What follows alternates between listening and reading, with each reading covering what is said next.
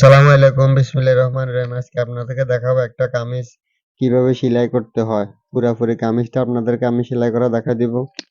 আমরা এখন এখানে নিয়েছি সর্বপ্রথম দুইটা গলা। এই গলাটার মধ্যে এই যে আমরা এখানে যে কাপড়টা বাড়তি রাখছি, এই কাপড়টা রাখার একমাত্র উদ্দেশ্য হলো মানে আমরা গলাটা যখন বডির ভিতরে বসাই বা আয়রন দিয়ে বসাইতে যাই তখন এই গলাটা বড় ছোট হয়ে যায়, যার কারণে এটা আমাদের রাখার এই উদ্দেশ্য। এখন আমরা এটা রাখার কারণে আমাদের এই গলাটা কোনো সমস্যা হয় নাই, গলাটা বরাবর অ্যাকুরেট ভাবে বসে আছে। ঠিক আছে, এখন আমরা আপনাদেরকে দেখাবো এই কামিজটা কিভাবে সেলাই করতে হয়। আপনারা একটু লক্ষ্য করে দেখেন। আমরা সর্বপ্রথম গলার এই দুই পাশটা সেলাই করে নিব, এই পাশটা ছাড়া এই পাশটা সেলাই করে নিব এখানে। আর আমরা এই যে যে জায়গায় আছে এগুলো আমরা কাটিং করে নিয়েছি যাতে সেলাই করতে আমাদের সহজ হয়। এখন আপনারা একটু লক্ষ্য করেন আমি সেলাই কিভাবে করতেছি।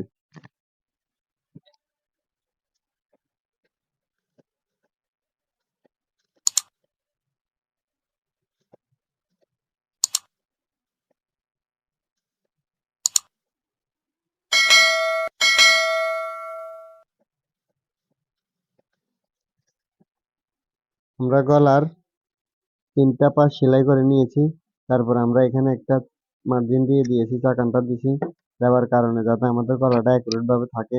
আমরা ঠিক এই চাকানটা বরাবর করে আমরা এখন এই পাশ দিয়ে সেলাই মারবো। আমাদের লক্ষ্য রাখতে হবে সর্বপ্রথম আমরা এই মাঝখানটা ঠিক আছে কিনা।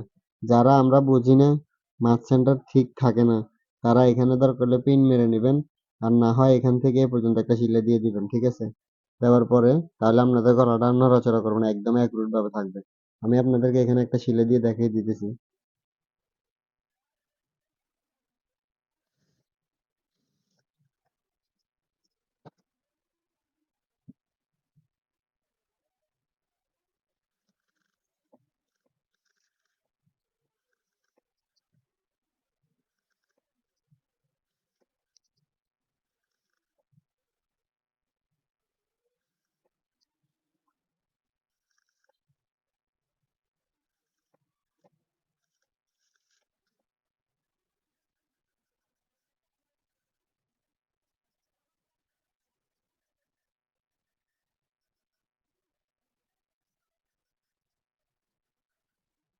আমরা বক্রমটার নিচ দিয়ে সেলাই মেরেছি যেন কোনো রকম বক্রমের উপরে সেলাইটা না পড়ে। তারপরে আমরা এখানে যেন সুতাটা না কাটা যায় আমরা ওইভাবে একটু হালকা করে কাটিং করে নেব, যতগুলা কোণা আছে সবগুলা কোণার মধ্যে কাটিং করার পরে আমরা কেচির সাহায্যে কোণাগুলো উঠিয়ে নিব।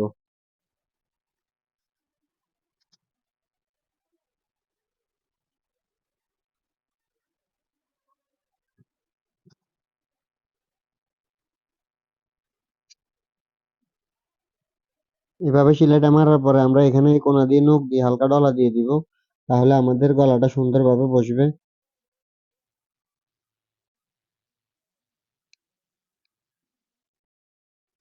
আমাদের গলাটা বানানো হয়ে গেছে। আপনারা চাইলে গলাটা আয়রন করে নিতে পারেন বানানোর পরে, সমস্যা নাই। গলাটা বানানো হয়ে গেছে, এখন আমরা কাজ জয়েন করব।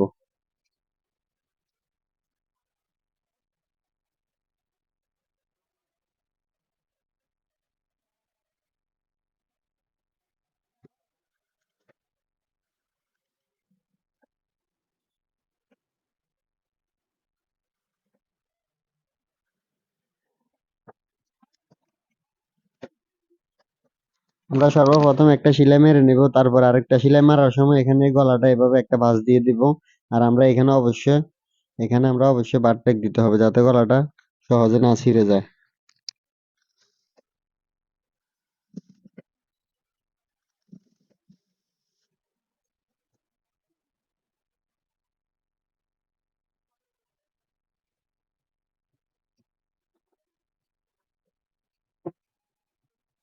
আমরা হাতাটা আগে সেলাই করে নিব, নেওয়ার পরে তারপরে বডির সাথে জয়েন করব, যেহেতু এটা মাইক হাতা। আমরা আগে হাতাটা সেলাই করে নিব।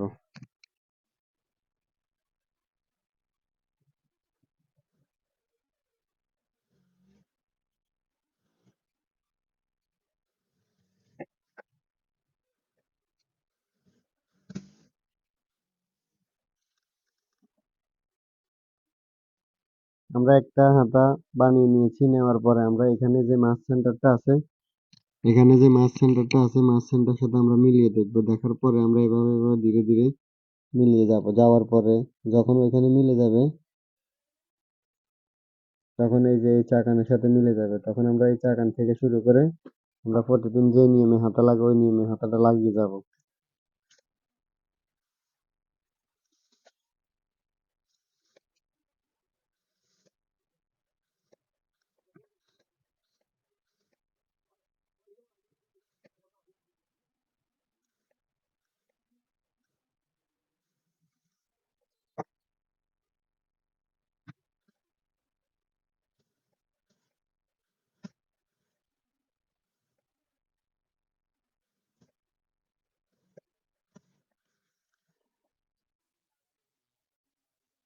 এই যে আমরা এই পাশে চক দিয়ে দাগ দিয়ে দিয়েছি, ওই দাগ অনুসারে আমরা এখন এই দাগটাকে এভাবে সামনে ওর আরেকটা পার্ট আছে যে ওটার সাথে মিলিয়ে নিব।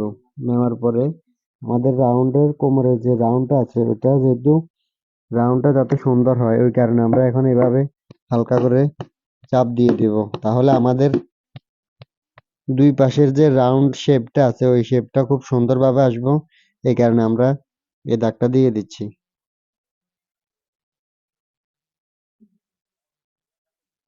এখন আমরা দাগে দাগে সেলাই করে নেব।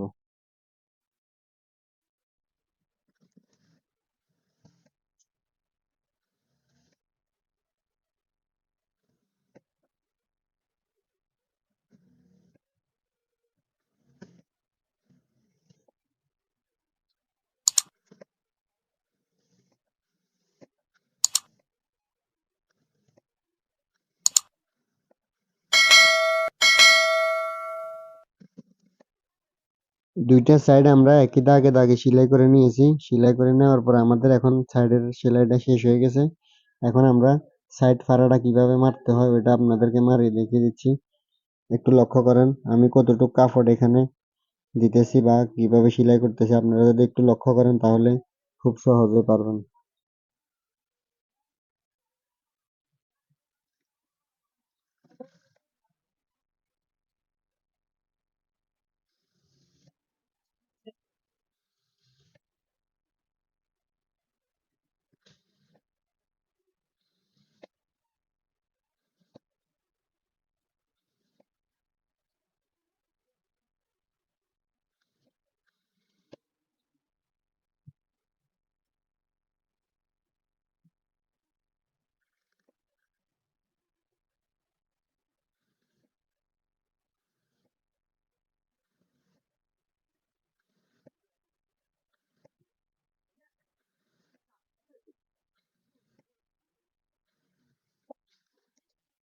এখন আমরা সাইডটা মেরে দিয়েছি। মারার পরে আমরা এখন এই সাইডে যে সেলাইটা আছে একদম মুখে মুখে আমরা একটা সেলাই দেব।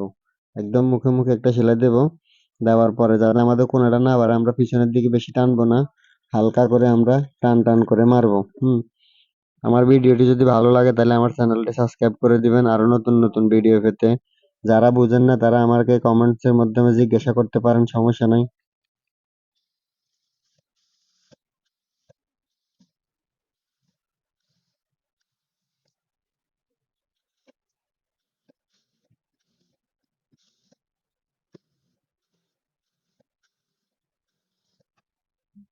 দোনোটা সাইড আমরা সেলাই করে নিয়েছি একই নিয়মে। নেওয়ার পরে আমরা ঠিক এভাবে ধরে ওই সাইডটাকে মিলিয়ে দেখবো এখানে বড় ছোট আছে কিনা। যদি বড় ছোট থাকে তাহলে আমরা হালকা কাটিং করে নিব। নেওয়ার পরে তারপরে আমরা সাইড গুলা যেভাবে সেলাই করছি ঠিক ওইভাবে আমরা এভাবে নিচের সেলাই দিয়ে দিব, ঠিক আছে। যারা যারা ভিডিও দেখতেছেন শাহনাজ টেইলার্স এর পক্ষ থেকে সবাইকে অসংখ্য ধন্যবাদ।